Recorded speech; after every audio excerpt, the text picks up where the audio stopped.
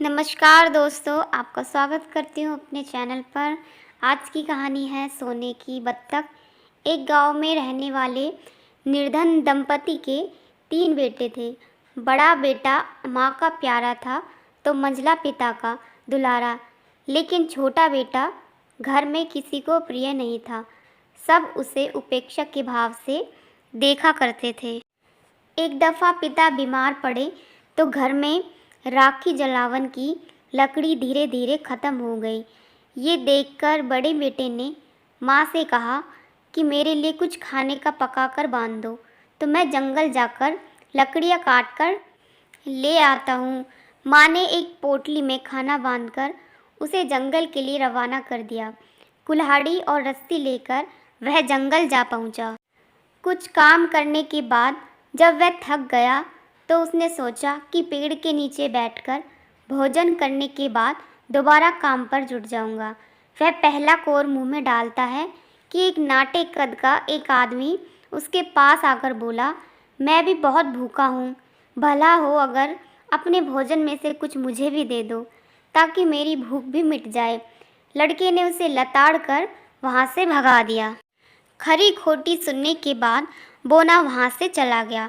खाना निपटाकर वह दोबारा से उस सूखे पेड़ को काटने में जुट गया। इसी दौरान कुल्हाड़ी उसके पाँव में लग गई और गहरा जख्म पाकर वह बिलबिलाने लगा। लकड़ी तो क्या लाता बेचारा, खुद ही लंगड़ाते हुए किसी तरह घर पहुंचा। दूसरे दिन बीच वाला बेटा नाश्ता बांधकर लकड़ियां लेने निकल पड़ा। वह जंगल पहुंचा तो उसने सोचा, पहले रास्ते की थकान उतार लूं और पेड़ की छांव में बैठकर माँ का दिया हुआ खाना खा लूं, फिर लकड़ियाँ काटता हूँ। जैसे ही उसने भोजन शुरू किया, उसके पास भी वही बोना आकर भूखे होने की दुहाई देकर खाना मांगने लगा। उसने भी बड़े भाई की तरह जड़ी कंजड़ी कहकर उसे वहाँ से भगा दिया। जैसे ही वह लकड़ियाँ काटने में जुटा, उसका पैर भी कुल्हाड़ी की मार से जख्मी हो गया। वह भी किसी तरह घर पहुंचा। बीमार पिता और 2 चोटिल भाइयों को देखकर सबसे छोटा बेटा माँ से बोला, माँ, पिता बीमार हैं और दोनों भाई चोटिल हैं, तो मैं ही जंगल जाकर कुछ लकड़ियाँ काट लाता हूँ। कुछ लकड़ियाँ बेचकर तेल मसाले भी लेता आऊँगा।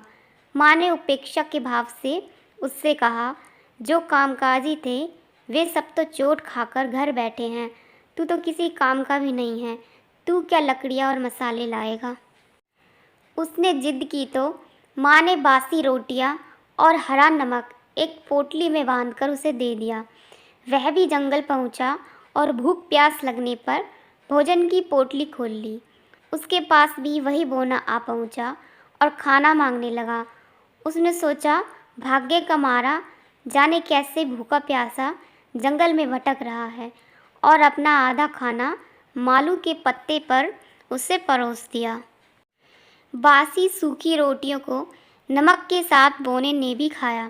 तृप्त होकर बोना उससे विदा मांगने लगा और बोला, सामने उस सूखे पेड़ पर कुछ चोट मारोगी तो वह गिर जाएगा। उसकी जड़ के नीचे से एक सोने की बत्तख मिलेगी, उसे शहर जाकर बेच आना और अपने कष्ट दूर कर लेना। उसने वैसा ही किया। कुछ मार खाकर पेड़ गिर गया और सचमुच उसकी जड़ से सोने की बत्तख मिली। वह सोने की बत्तख लेकर नगर की ओर चल पड़ा। रास्ते में ही उसे रात हो गई तो उसने एक वृद्धा के घर में दस्तक देकर उससे आसरा मांगा। उस घर में बुढ़िया और उसकी 2 बेटियां रहती थीं। वह थका हुआ तो था ही, जल्दी ही गहरी नींद में सो गया। उसे बेसुध पड़ा देख बड़ी लड़की के मन में विचार आया कि वह बत्तख चुरा ले। जैसे ही वह बत्तख चुराने लगी तो खुद उस बत्तख से चिपक गई। छोटी बहन ने उसे छुड़ाने की कोशिश की तो वह भी बत्तख से चिपक गई। सुबह जब लड़का बत्तख लेकर निकला तो दोनों लड़कियां भी चिपकी हुई उसके साथ चल पड़ी। रास्ते में एक सिद्ध मिला तो लड़कियों ने उससे उन्हें छुड़ाने की विनती की। उन्हें छुड़ाने की कोशिश में सिद्ध बाबा भी बत्तख से चिपक गया। कुछ दूर पर सिद्ध के चेले ने 2 लड़कियों के साथ बत्तख से चिपके गुरु को देखा। उसने सोचा, किसी ने सन्यासी गुरु को ऐसे लड़कियों पर चिपके देखा तो कैसा अनर्थ होगा और साथ ही में कितनी बदनामी होगी। शिष्य ने गुरु को छुड़ाने की कोशिश की तो वह भी साथ में चिपक गया। नगर प्रवेश करते हुए उन्हें कुछ मजदूर मिले तो गुरु चेले ने उनसे खुद को छुड़ाने का आग्रह किया। वे भी चिपक लिए। यह नगर अपने राज्य की राजधानी था। राजा लंबे समय से राजकुमारी की उदासी से दुखी था। राजकुमारी को जाने कब से हंसी नहीं आई थी। उसने नगर में नगाड़े बजाकर मुनादी करवाई कि जो मेरी बेटी को हंसाएगा उसे मुंह मांगा इनाम मिलेगा। नगर पहुंचने पर यह बात छोटे बेटे के कानों में भी पड़ी। उसने सोचा, सोने की बत्तख देखकर राजकुमारी जरूर खुश होगी। वह राजमहल जा पहुंचा। सोने की बत्तख, उससे चिपकी 2 लड़कियां, उस पर चिपका जोगी चेला और 30 पर चिपके मजदूरों को देखकर राजकुमारी खिलखिलाकर हंसने लगी। अपनी बेटी की उदासी को दूर होता देख राजा रानी बहुत खुश हुए। उन्होंने बत्तख वाले लड़के को न सिर्फ पुरस्कार दिया बल्कि राजकुमारी के साथ उसका गठबंधन भी कर दिया। इस तरह जो न पिता का प्यारा था, न माता का, न ही भाइयों का, वह राजा और राज परिवार का प्यारा बन गया।